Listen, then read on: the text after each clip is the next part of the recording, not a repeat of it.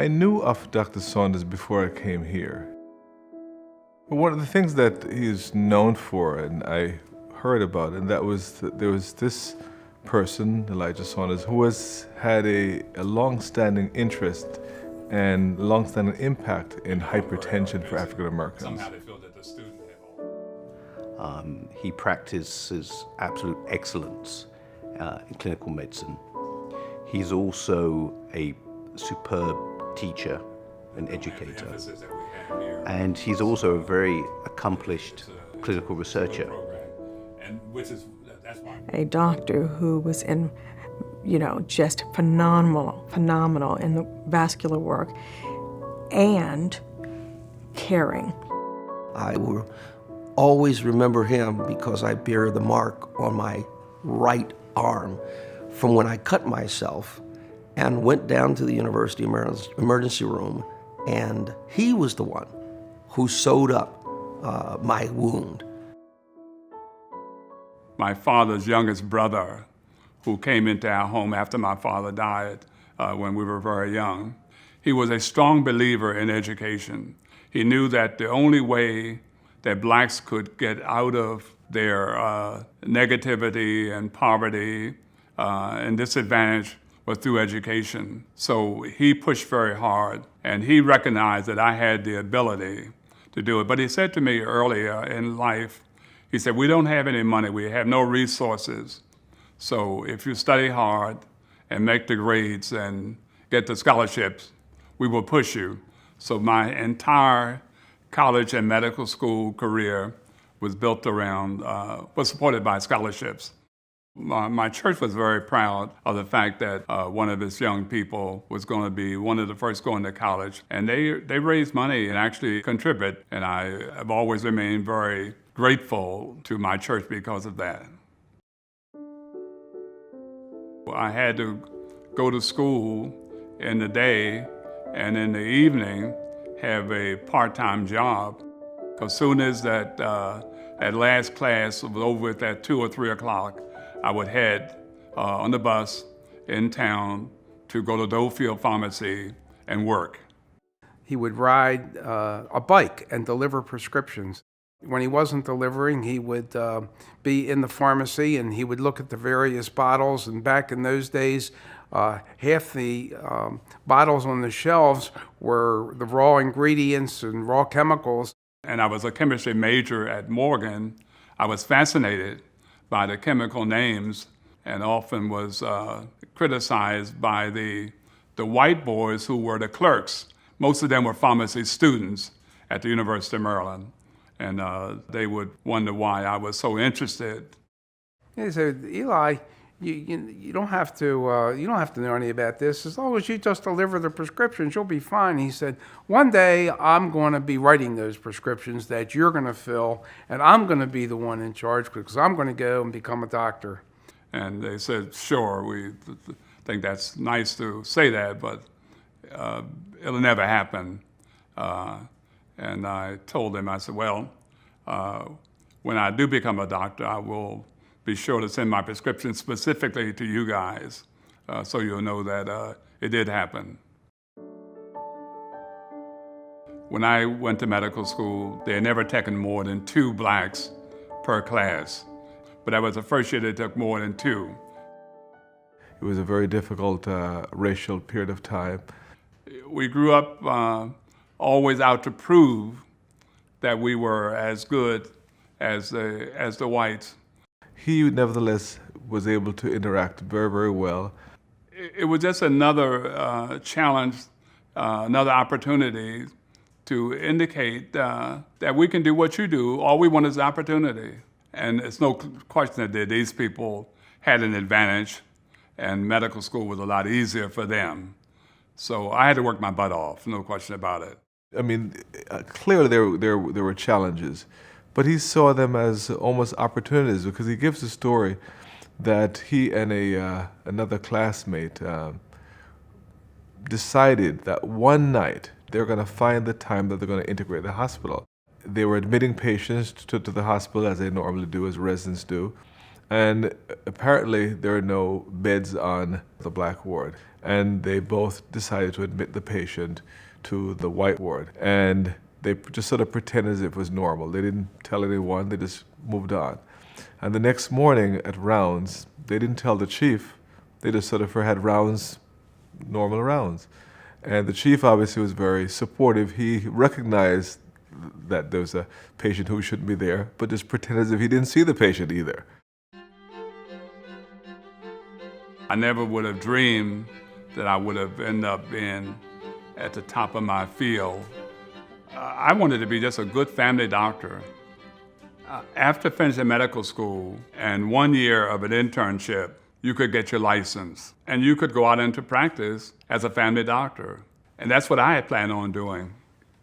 So after 1 year, I felt I didn't have enough. After 2 years, the chief of the service, Dr. Woodward, and I give him a lot of credit, said to me, you know, you need only 1 more year to be able to be certified as a specialist in internal medicine. During that year, the chief of cardiology, Dr. Shirless, said, you know, I've been watching you as a resident, and you show a lot of ability in the area of cardiology. Furthermore, Maryland does not have 1 black cardiologist. You have a black hospital, Providence Hospital, but you don't have a cardiologist there. You need to stay around here for another couple of years and become a cardiologist and go up to Providence Hospital where you're needed. So I said, my God, Dr. Shirless, we've gone from 1 year now to almost 4 years. And I have these 2 kids, and my wife wasn't working, and he said, well, we'll get you a fellowship. But I decided to do the cardiology strictly because of what he said. And that's how I got into cardiology.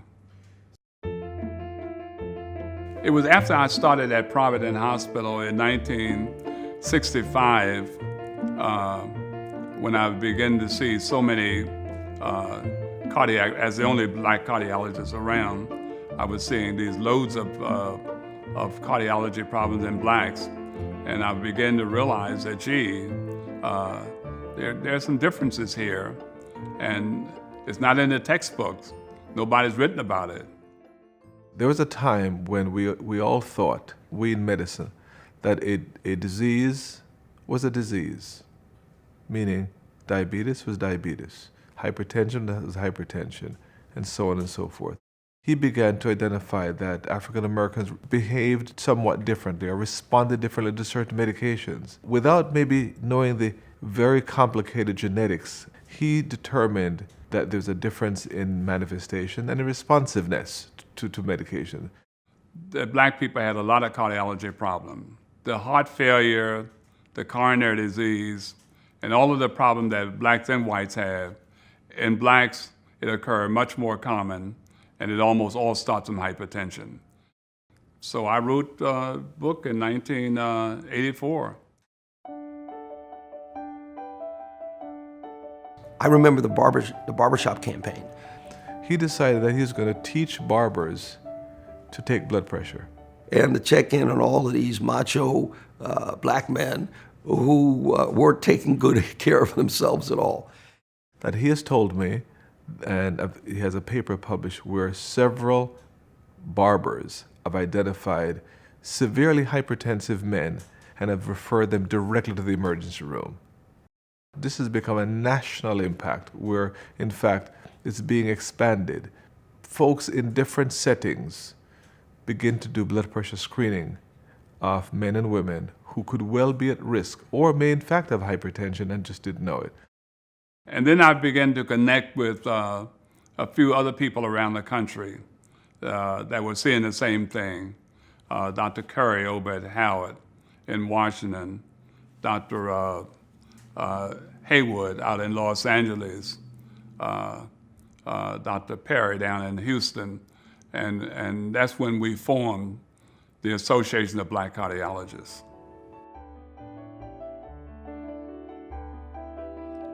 I was a part of history that somebody had to make it happen, and I feel fortunate and blessed to have been a part of that history.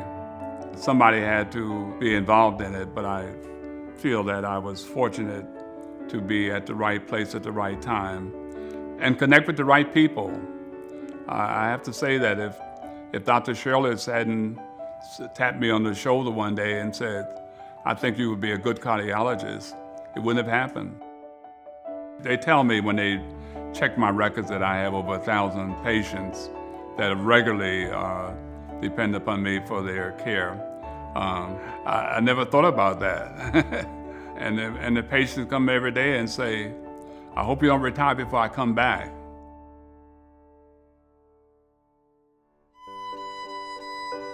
When you look back over his practice, you look back over his life, he'll leave a legacy of an individual who, despite odds, pressed his way to perfect his skill, to perfect his work as a physician.